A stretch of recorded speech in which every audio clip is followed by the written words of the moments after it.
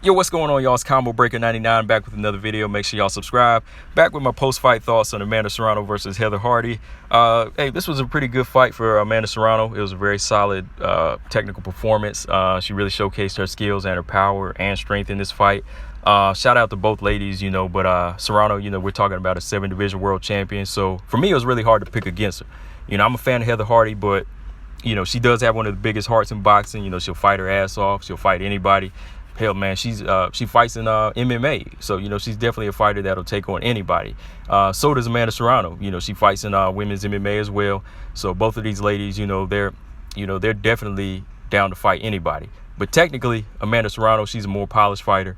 She's a better puncher. She's a lot stronger, and just her skills are on another level. Because I watched both of these ladies fight. I watched a lot of their fights, and on social media, I watch them train. Both train hard as hell, but when you look at what their applications in the ring, what they apply, their IQ, I definitely had to favor somebody like Amanda Serrano, and it definitely showed in this fight. She definitely showed to be the better puncher in this fight, and it was a dominant victory for her. So, yeah, man, let's just go back and look at the fight a little bit. First half, right away, Amanda Serrano, she was applying that will. She was applying that pressure well. She was putting Heather Hardy on notice with that straight left hand. Like, opening seconds in, she landed a good straight left hand, and that just sent Heather Hardy back a little bit. It kind of sent her reeling back, and you can see the strength difference already. Heather Hardy wanted to keep a distance and get her jab going, but Serrano was just a faster fighter. She was being a little too aggressive for her. It was a little too aggressive because she was just coming in there, blasting away with the jab. Anytime Heather Hardy tried to step in to exchange, she would just hit her with a good right hook and those counter shots. So, she was just beating her to the punch all the way. Then that 1 minute in, Serrano just went to the body with a good left hand, then went back upstairs with like 2-3 shots, and Heather Hardy went back into the ropes, and Serrano just unloaded like shots to the head and to the body. She was just going up the middle, around the sides, all these angles, and just busting Heather Hardy up in the, all in that last 30 seconds.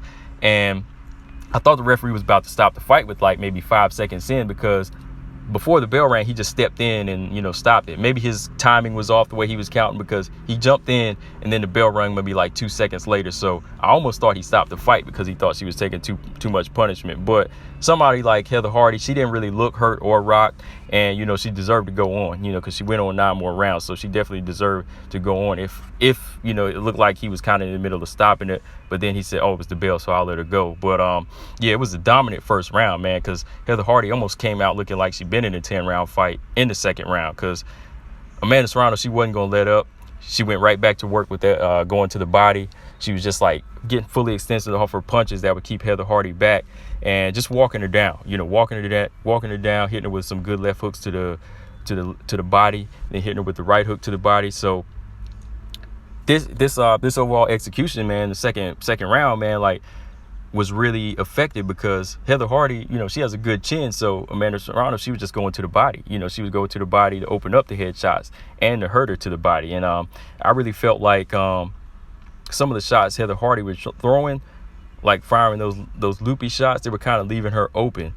So every time she would come open, Serrano would see everything. She could just go right down, walk down the middle, and keep her off balance. And when she keeps Heather Hardy off balance, she can take the punch because she's throwing a lot of her shots off balance. So, again, man, I think that rounds 4 and 5, Amanda Serrano was just on another level too as well, because she was just showing another level in round 4. She wasn't walking Heather Hardy down. She was boxing more, side to side, jabbing, standing her ground, blasting those right hands to Heather Hardy to the face, going downstairs with the straight left hand. So just switching levels in round 4 herself were making it hard for somebody like Heather Hardy to make adjustments, because she was showing her something different. Now in round 5, I will say Heather Hardy tried something different herself. She tried to be a little bit more aggressive, come in there, get more punches off, and back Amanda Serrano up.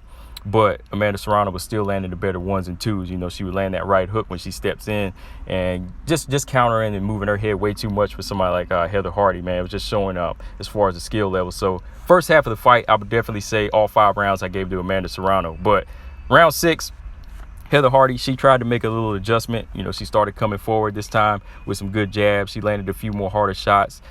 She landed a few more shots, but Amanda Serrano was landing the hardest shots.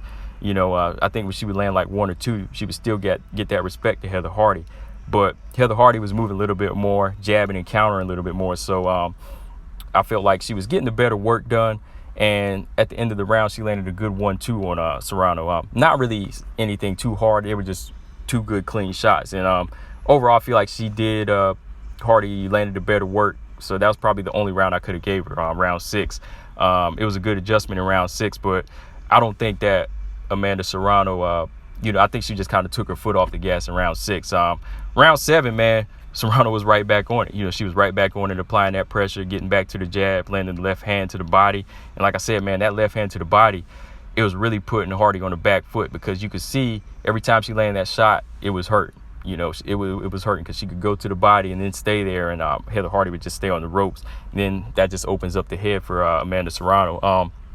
8 and 9, I really think that Amanda Serrano was trying to get that stoppage. She was just applying that pressure, hitting her with some hard shots. But Heather Hardy's tough as hell. She was taking hard body shots and head shots, and she knows how to move. She doesn't really have to hold or clinch. She knows how to move and get out of harm's way, when she is hurt. Even though she is taking shots, she knows how to take some of the effect off, but she is taking some hard punches in there. And I think if these rounds were 3 minutes, I think Amanda Serrano probably could have got the stoppage win. And that's something else I might talk about in another video, man. They really need to make these 3-minute rounds even for the women, because they work just as hard, and they need to get time to get their game plan executed, and they should get just as much time to work as the men. And that's to me, they should have 3-minute 12 rounds just like the men, because I think they're really being cheated, and the fans are being cheated. But that's another story. Again, man, Serrano was just using some really good body shots whenever Heather Hardy tried to go, on the back foot and move and box. She would just start going to the body, and she would kind of just cringe up and go back into the ropes, or it would just slow her down so she could go back upstairs with a right hook. All the way to round 10, she didn't let that pressure off, man. She just kept coming forward, hitting her with these hard shots. Heather Hardy wanted to exchange and land a few punches, but Amanda Serrano, she didn't really respect the power. She would walk through these punches and just come back with her own 1s and 2s, go back to that body, man, and just keep Heather Hardy on the back foot and bust her up. So, yeah, overall, man, it was just a really dominant performance by Amanda Serrano. Heather Hardy really showed heart and resilience in this fight. But, yeah, like I said, it was 9 rounds to 1. Round 6 was probably the only round I could have gave Heather Hardy. I give her an A for effort and heart, though, man. She definitely was in there with a tougher, stronger lady. And she never looked like she was, frustrated or wanted to quit, and that's why I give her a lot of credit, more than some of these guys out there sometimes that quit after, 5 or 6 rounds. She stayed in there, even though that she really had no answer for what Amanda Serrano was whatever Amanda Serrano would bring to the table. She didn't get frustrated, man. So I really got to say shout out to Heather Hardy in this fight, and definitely Amanda Serrano. But yeah, really good fight. Like I said, this showcased the skills of somebody like Amanda Serrano, and I definitely want to see her in a Katie Taylor fight. I think her and Katie Taylor both have even skills, and it's 50-50. It's definitely a 50-50 fight. That's why it's something we got to see. It's definitely something we got to see, because right now, under Clarissa Shields, I'd say that Amanda Serrano is probably pound for pound number 2, because she's 7-8 division world champion now, so she's number 2. Katie Taylor's number 3. And, a lot of people's eyes, they're kind of battling for the number 2 spot. But for me, Serrano, she's number 2. So they kind of have to battle that out probably by the end of this year, or the beginning of 2020. Probably the beginning of 2020, because, this is probably one of the biggest fights in women boxing that you can make, aside from Clarissa Shields and Cecilia Brækhus, or Amanda Nunes and Clarissa Shields, So, yeah, this is definitely a big fight I want to see next, Serrano versus Taylor. I think skill for skill, it's going to be something, but I think Serrano, she just has that grit in her, man. But, yeah, man, that's all I got on this one, guys. Just let me know what you thought of the fight. Leave in the comment section who you think will win between Serrano and Katie Taylor. Make sure y'all subscribe. Combo Breaker 99. I'm out. Peace.